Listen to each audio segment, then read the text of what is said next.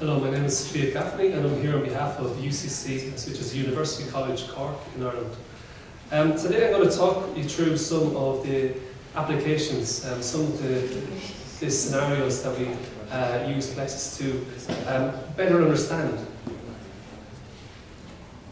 So over the years, we've used the software to look deeper into issues around, I suppose, the different challenges around in the power sector.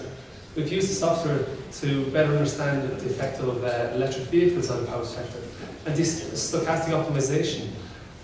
When it comes to renewable energy, we have numerous publications looking at all types of renewable energy, be it variable, non-variable, and what we're doing is we're really trying to understand the effects on electricity prices, levels of decarbonisation, the technical operation of a system, along with system costs, just to name a few things.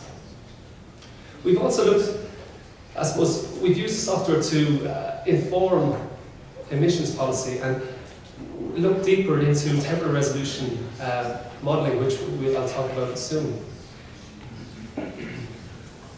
Here's just a sample of some of the publications that we have in academia, but we've also used the software to better understand the effects of national policy, and we try to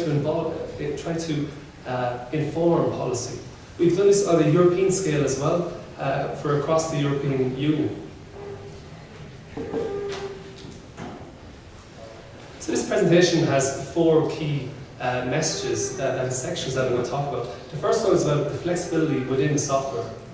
So over years of using the software, we've come to realise that increased temporal resolution matters, and we, I suppose, appreciate that when you start analysing the power systems more, that you get more out of them, and we'll see here now just a couple of examples. So in this publication we were trying to investigate the impact of temporal resolution on power system modelling. We used the Irish power system as a case study. So I draw your attention to the horizontal axis here. We have four categories of power generation, and on the vertical we have the average annual ramp intensity, and the units are megawatts per minute. So what that means then is, I suppose, it's the average volume in megawatts that a unit has to ramp up or ramp down in a minute. So when we simulate the power system on a 60-minute resolution, here's the results. This is the ramp up intensity, and this is followed by the ramp down intensity. And if I draw your attention to the mid-merit gas plants there, we see that both of these are less than 1 megawatt per minute. When we increase the resolution to 5-minute resolution, this is the result. It's nearly 6 times larger, and that's the ramp up and ramp down intensity. So I suppose from increasing temporal resolution, the modelling allows us a more in-depth representation of real-time conditions. And from a TSO perspective, it's very interesting because you can look at the system that you're looking after and you see, okay, can my generation portfolio achieve these kind of ramps, and is it sustainable?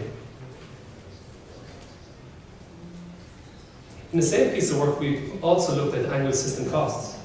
And again, this is for using Ireland as a case study, and we calculated the difference was 16 million euros, which is approximately a 1% increase in system costs.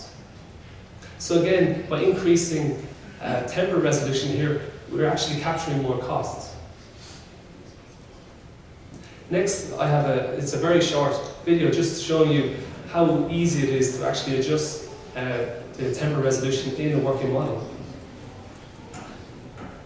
So here we just double click on a horizon, and then it's just a drop down menu, and you can pick whatever horizon you want and simply press OK.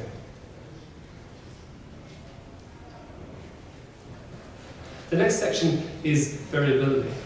And here I'm going to talk about how PLEXOS can facilitate variable generation, and I suppose we believe that understanding the impacts on the power system is very important. And after this morning's speakers, I hope this is beneficial to you, just to see how the software can actually account for variability.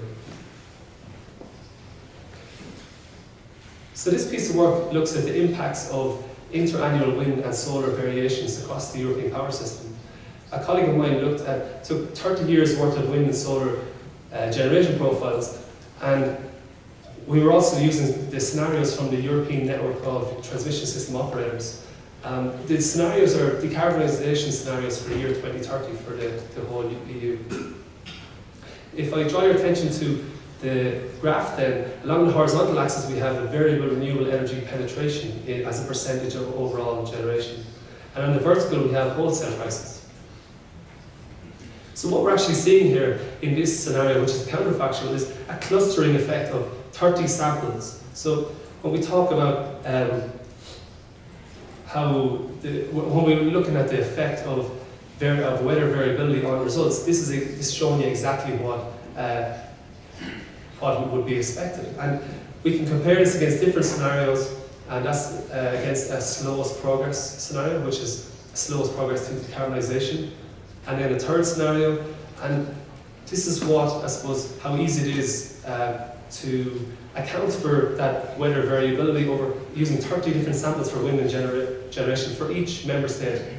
And yeah, so that's just to compare the 5 scenarios. And from this, we can actually also ascertain that as you increase variable renewable energy penetration, that we see there's a decreasing trajectory on wholesale pricing. Again, this is from the same study, and this time we see that clustering effect of results again. And what we're looking at on the vertical axis is CO2 emissions produced from the European system in millions of tons of CO2. So here we can again see that decrease in trajectory, and we can look at each scenario individually, and it's just showing the flexibility of, I suppose, the software. And again, total system costs, or total generation costs. Here we're again seeing the clustering effect, and we're seeing that decreasing trajectory, excuse me, as variable renewable penetration increases. And finally, curtailment. Here I'm talking, I suppose, up to now we've been talking about all these results in terms from a regional perspective. And here we see again that clustering, and we see curtailment increasing as variable renewable energy penetration increases, as we would expect. But you don't have to look at it from a regional point of view. Here is the same results only for one scenario, but it's for the whole of the EU. The geographic resolution that we're looking at is user-defined, so it's all about how you input the data at the start. In this example, the data was inputted on a country-by-country basis. You can go down into a zone, or zones within a country, and then nodes beneath that.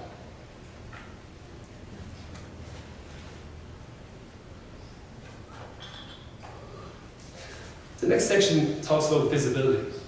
And we believe that good policy decisions are supported by a good body of evidence. And that's what we use the software for.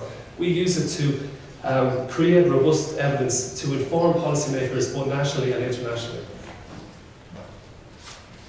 Now I'm going to show you how we use the software to complement other models. So again, just using the European Union as an example, a lot of the energy policy is derived from the Times energy model. So a policy decision is made, and we recreate the power system, and then we add value back. So it's a loop. We use PLEXOS to complement, to add value. I have a bullet point here where I say we test the logic of assumptions, and that is really what we're trying to do here. This map here is representative of the European power system model that we created. And it's created just to inform the European policy. There's over 3,000 generators in this model. There's pumped hydro units, there's interconnectors, there's the facility to include localized variable renewable generation profiles. And what it's built for us, just to reiterate, is to add value and to inform European policy. But we do this both also on a national scale.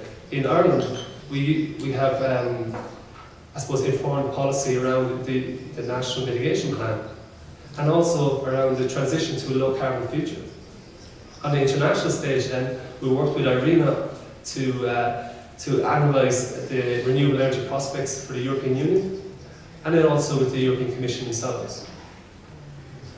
Even, I suppose, from my own example, recently I was working with the Irish PSO to create that robust basis of evidence for an energy policy that they're trying to implement in Ireland around renewable payment mechanisms. And finally, operability. Here I'm talking about how we join day-ahead and real-time markets. And it's all to get that optimal dispatch. So we call it interleaving.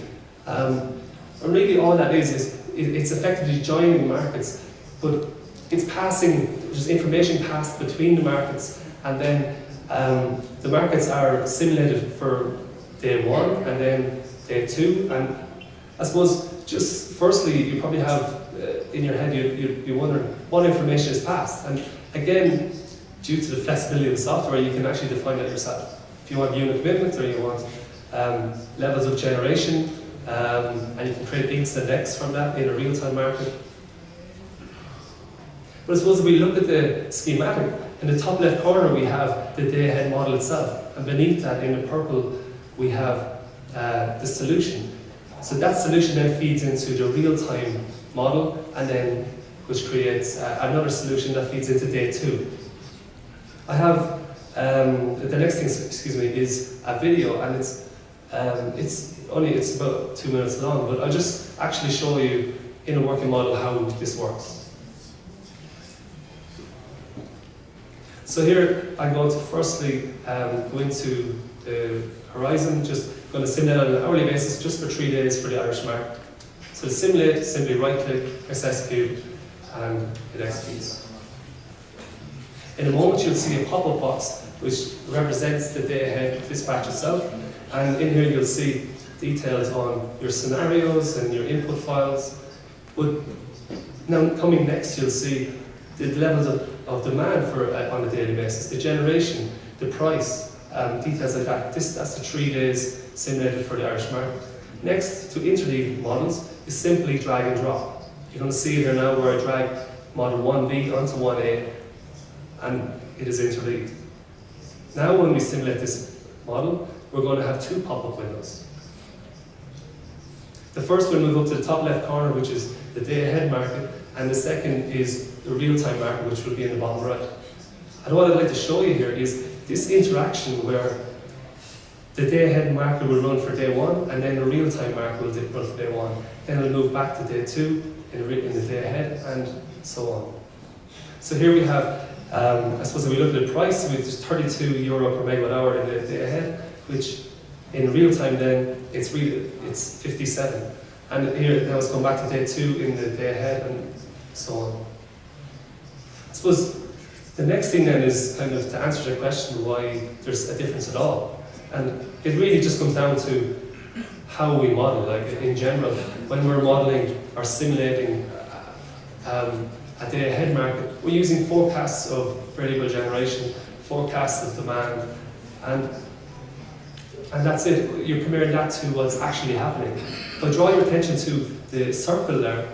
In the day ahead market, it was dispatched assuming approximately 1,500 megawatts of wind generation, where in reality it was as low as 500. So what this allows us to do then is to simulate real-time conditions, but take into account the frequently changing conditions and with the things that happen without warning. So when this happened in the day ahead versus the real time, then there had to be redispatch. And here we just see, I just put out data on the amount of oil generation. And here we can compare what was dispatched in the day ahead versus real time. This effect then follows through into the market prices. And again, in the same day, we see the market prices are higher because now oil-fired generation is setting price. And in the final slide, I want to show you a map on the left-hand side here, which it represents the wind generation on the island of Ireland. And this is created in the software itself. So red is going to be high wind and blue is low wind. On the bottom right, we're going to have the unit dispatch. So it's the thermal unit dispatch, and then on the top right, it's going to be gas off tank. So now we'll see, in a moment we'll see a high wind on the west coast of Ireland and the northwest where there's a lot of wind. And you'll see as a result then, the unit dispatch is decreasing and gas usage is decreasing also. Now this will be followed up by low wind across Ireland, and then we see the dispatch increasing on the right hand side. Thank you very much.